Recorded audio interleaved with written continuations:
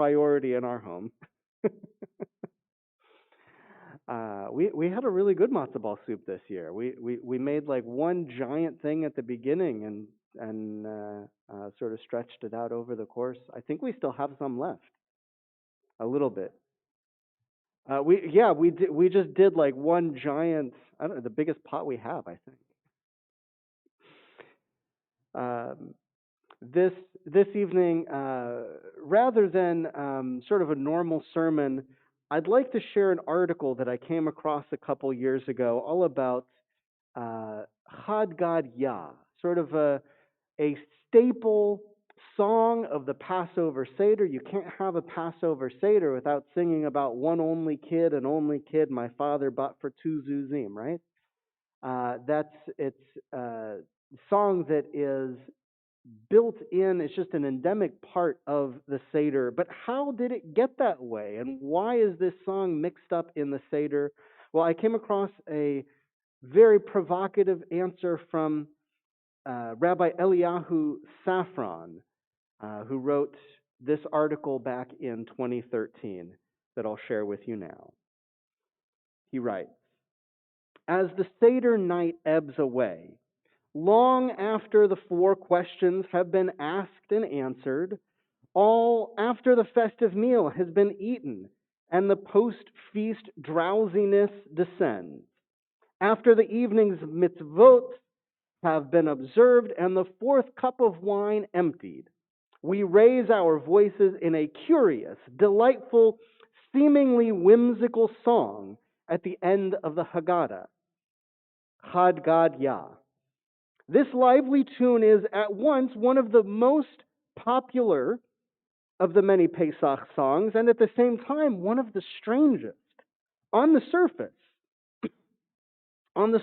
Chad Gad Yah appears to be nothing more than a simple folk tune, perhaps even a nursery rhyme suitable for the youngest among us, the very child who sang the four questions earlier in the Seder. Like so many nursery rhymes, it's filled with odd images and paradoxes. Think of an egg perched on a wall, a fork running away with a spoon, a cow jumping over the moon, two young children tumbling down a hill. If you're an English speaker, these are all very familiar nursery rhymes. If you're not an English speaker, you'll have to tell me your own nursery. Do you have Jack and Jill? Jack and Jill went up the hill? Maybe not. I don't know. You'll have to tell me Spanish nursery rhymes. I didn't write this. You can blame Rabbi Safran. What are we to make of these curious images that we find in nursery rhymes? Likewise, what do we make of a song that seems on its surface to be about the purchase of a goat?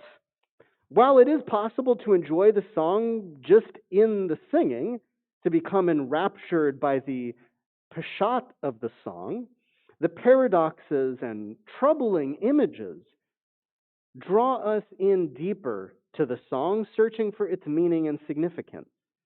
And why have the rabbis placed this strange song in the Haggadah? Certainly, it keeps the children awake to the end of the Seder, so that we can fill the Seder night with delight as much as its beginning. But more than that, the song is part of a sublime and meaningful religious halachic experience about goats. What does Chad Gad Yah, a song worthy of Dr. Seuss, a song that goes on and on about goats and cats and dogs and sticks and butcher shops, have to do with Lil Shmurim, the night of Geulah and redemption? Is this any way to conclude Sipur Yetziat Mitzrayim, the exodus, from the release from Mitzrayim, from Egypt? Perhaps Chad Gad Yah, in its guise of a nursery rhyme, is no different than the Afikomen, just one more in a series of games and songs and techniques to stimulate and motivate the interest and curiosity of the youngest among us at the Seder night.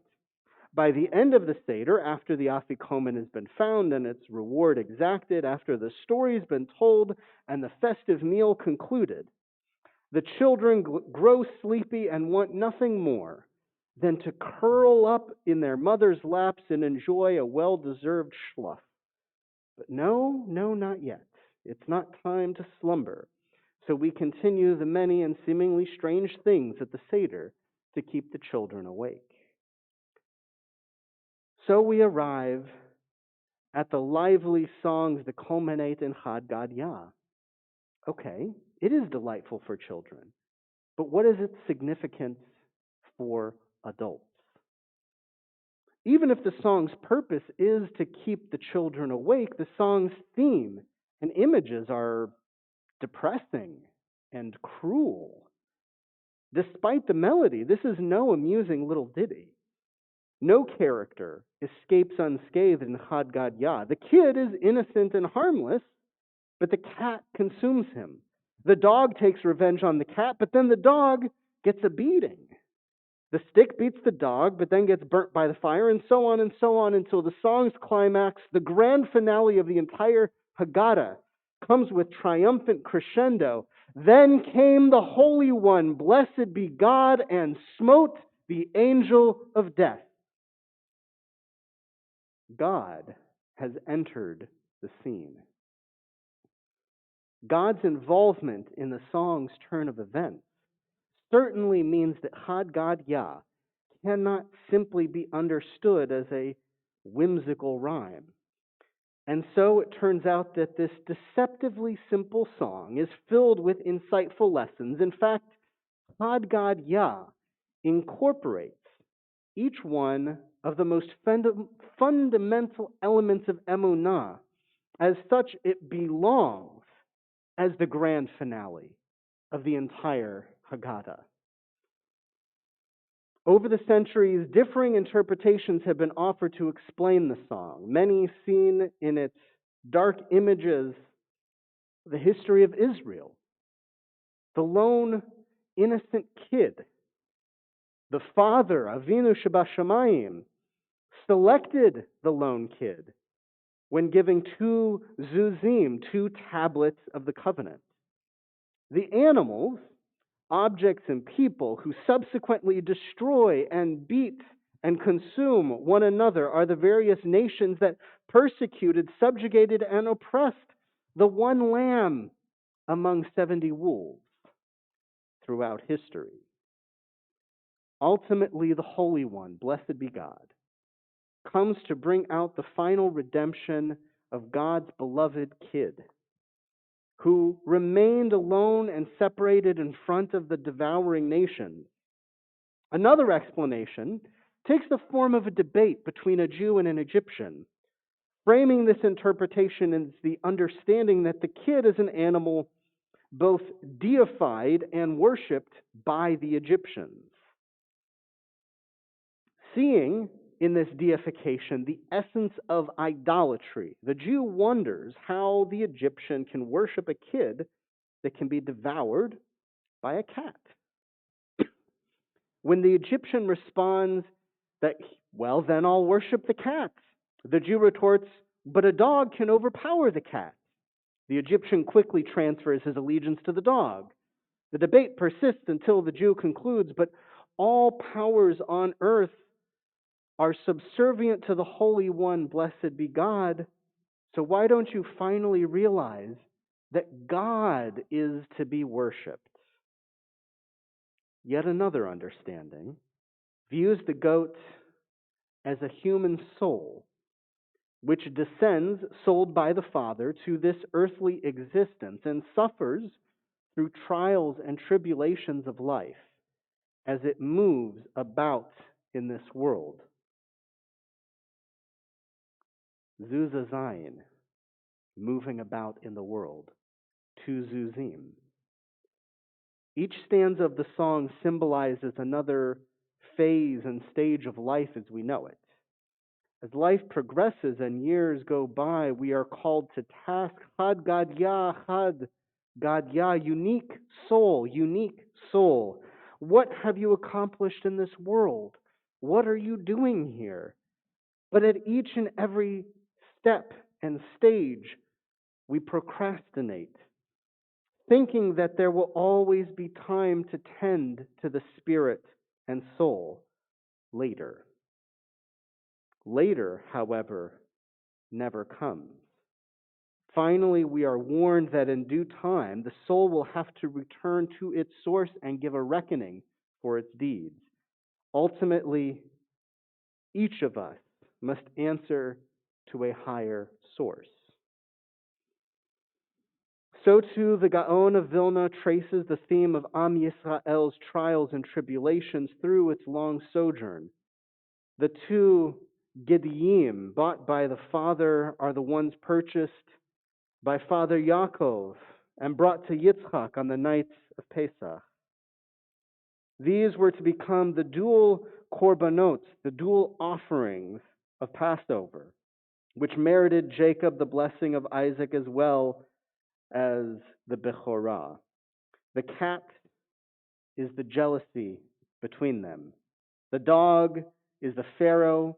The stick is Moses' staff.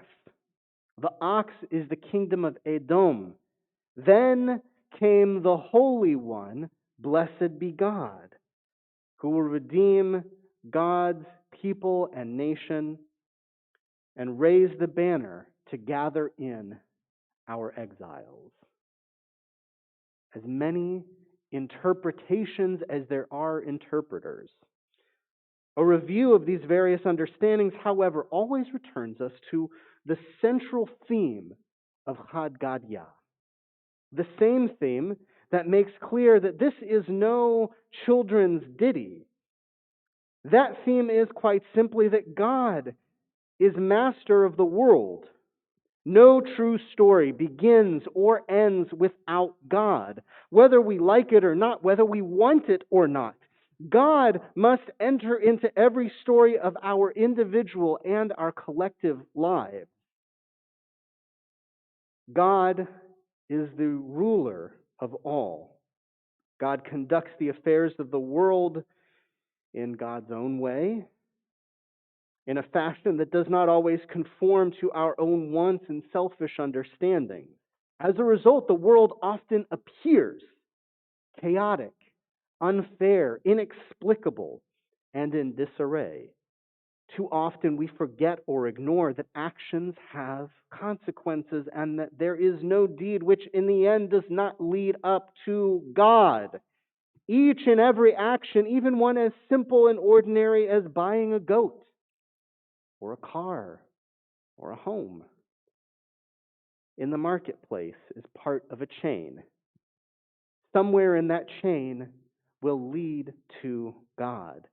And then all of those involved in that chain that may even drag out for thousands of years, like the story of our people, must answer before the throne of God's justice. Only God can bring together conflicting, seemingly destructive forces into harmony. It is that harmony that is reality. The seeming chaos of this life is the mirage. The final message, then, of the long Seder night is not a silly song about goats or cats or dogs or sticks, but that there is Seder, order, in what may appear to be confusion, chaos, and uncertainty. God is. There is order and harmony. God is. There is Seder, order. Shabbat Shalom.